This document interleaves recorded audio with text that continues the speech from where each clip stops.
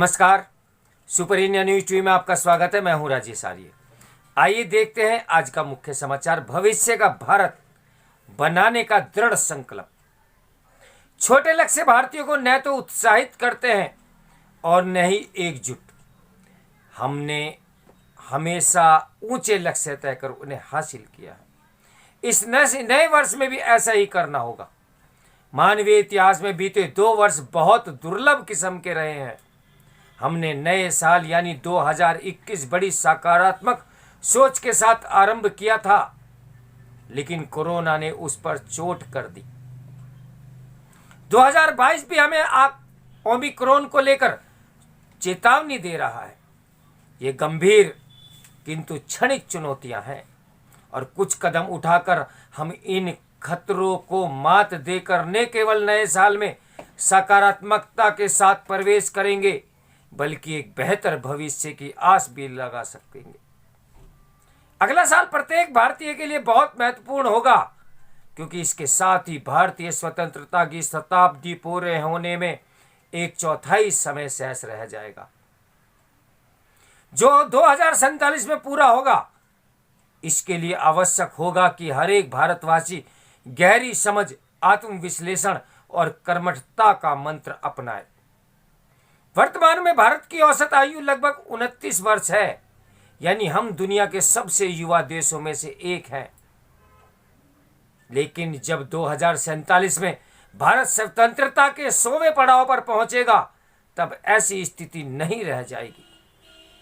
हमारी अनुमानित आबादी 169 करोड़ होगी और प्रत्येक 5वां भारतीय वरिष्ठ नागरिक की श्रेणी में होगा, जिनकी संख्या करीब 34 करोड़ होगी। जबकि स्वतंत्रता के समय भारत की आबादी ही 34 करोड़ थी।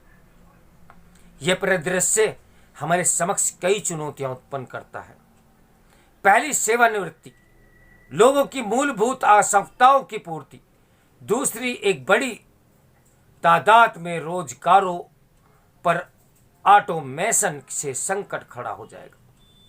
तीसरी, हम जो बुनियादी ढांचा खड़ा कर रहे हैं, उसके लिए हमारे पास भुगतान करने की क्षमता नहीं होगी।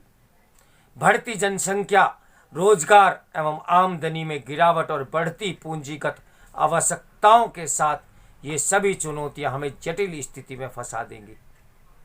अभी भारत $1927 प्रति व्यक्ति जीडीपी के हिसाब से निम्न मध्य वर्ग आय वर्ग वाले देशों के मध्य में है।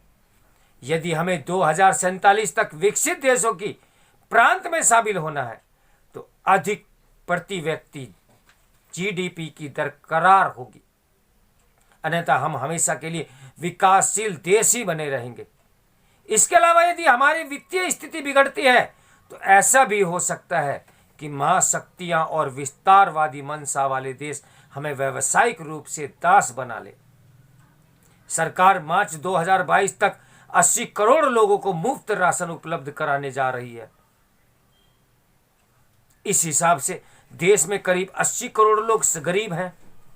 अभी हमारी जनसंख्या करीब 139 करोड़ है, तो उस दृष्टि से 57.55% आबादी गरीब है।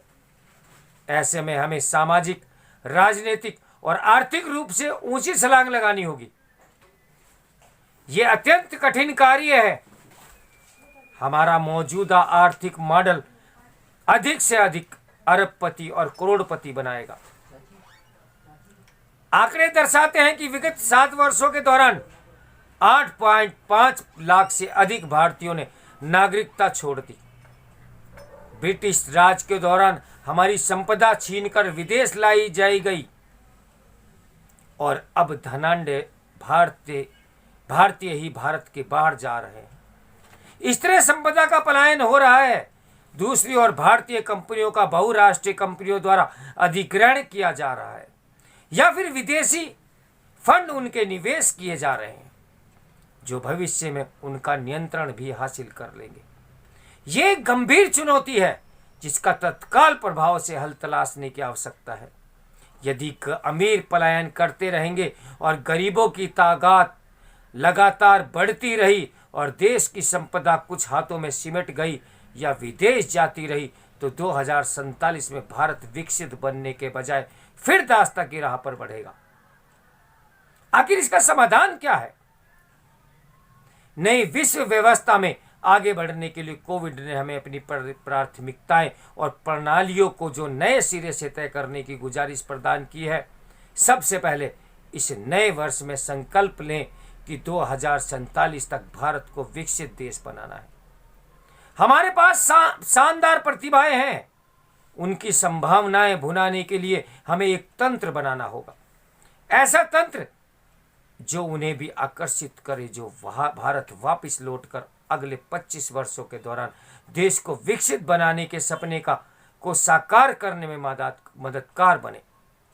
पिछले 2 दशकों के दौरान सकल राष्ट्रीय आय की वृद्धि के रुझान को देखें तो 2047 तक उच्च आय सीमा $19.582 होगी।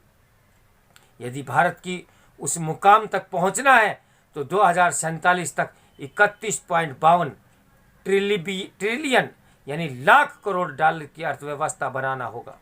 यदि वैश्विक वृद्धि का रुझान बढ़ा तो ये लक्ष्य भी उसी अनुपात में बढ़ सकता है। तभी भारत की जीडीपी 2.7 ट्रिलियन डॉलर है। भारत की वृद्धि काफ़ी कम इस पर भी निर्भर करेगी कि हम उसके लिए क्या तौर तरीके अपनाएं। छोटे लक्ष्य भारतीयों को न तो कभी उत्साहित करते हैं और न ही एकजुट। हमने हमेशा ऊंचे लक्ष्य तय कर उन्हें हासिल किया है। फिर चाहे क्रूर साम्राज्यवादी शासन से स्वतंत्रता हो या फिर स्वदेशी तकनीक से रिकॉर्ड समय में मंगल अभियान को सफल बनाना।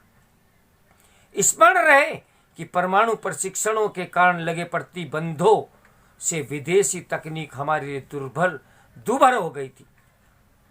फिर भी भारत ने पहले ही प्रयास में मात्र 7.4 करोड़ डॉलर वाले मंगल अभियान को सफल बना दिया।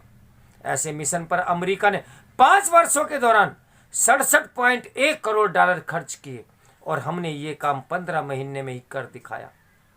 भारत रिकॉर्ड समय में कोरोना रोधी टीकों की 100 करोड़ से अधिक खुराक लगाने में भी सक्षम हुआ। धाराओं के विरुद्ध तैरकर जीतना हमें बखूबी आता है। इस बार हमारा एक निष्ठ लक्ष्य होना चाहिए कि अगले 25 वर्षों के दौरान देश को विकसित राष्ट्र बनाना है। हम एक समृद्ध, सतत और खुशहाल भारत चाहते हैं। हमें अपनी दृष्टि संस्थानों, प्रणालियों, नीतियों, संस्कृति और मानसिकता को परिभाषित कर योजनाबद्ध ढंग से हम इस मुद्दे का समाधान निकालना है। इन सभी को विकसित भारत मिशन के साथ जोड़ना चाहिए।